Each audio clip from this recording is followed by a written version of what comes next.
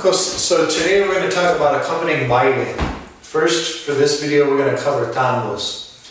So now, a very important thing for every musician to know are body signals that the dancer gives, okay, within tangos. Now there's a few different tools that a dancer has that we need to recognize. We need to be able to see them visually so that we can anticipate what's going to happen. We need to be able to hear what's going on rhythmically so we know what to do accordingly. So now let's first look at when a dancer is wanting to do a llamada. Now a llamada is when a dancer calls in the singer to sing a letra for them. And for the most part, you can also technically say that a dancer can call in a guitarist to play a falsetta. But most often, a typical basic llamada is a tool they use to bring in letra from the singer. So if we're thinking tangos now, we're here.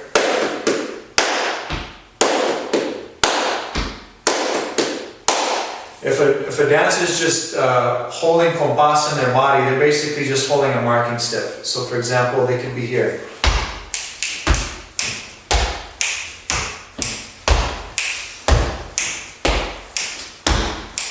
Okay, so that's just a typical marking step. That's just them holding compás, both rhythmically and also with their body.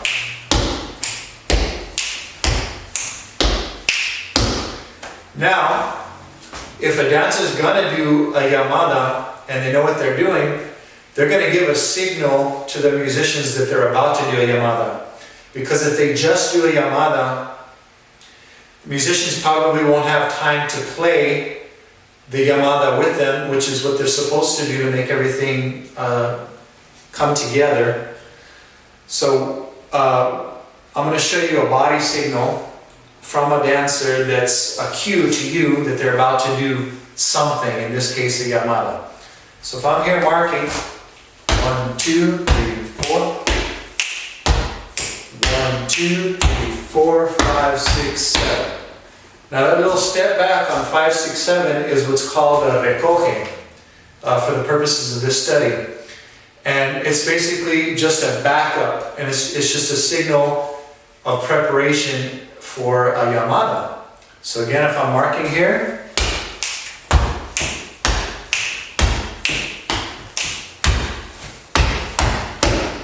so in addition to the rhythmic sounds of my feet, which don't necessarily have to be punched because you can see them. You can see that I'm stepping out and coming back on the rhythm.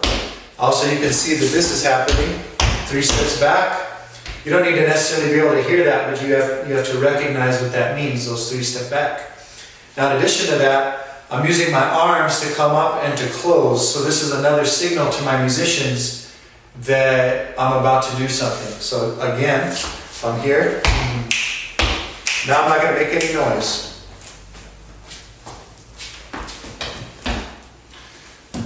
So if you're a guitarist or a singer or somebody, that's a good one for you to accompany. Just do it and watch the one in silence and see if you can play over it accordingly. So after we've done the recoge, then we're looking at a llamada. Now llamada, a basic llamada can take a few different forms in tangos. One common one is here.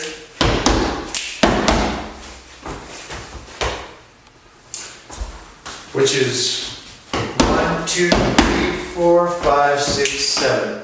So again, it has a rhythmic signal, and it also has a visual signal to the musicians. Now, if I just come out, if I'm marking, I do my recoge.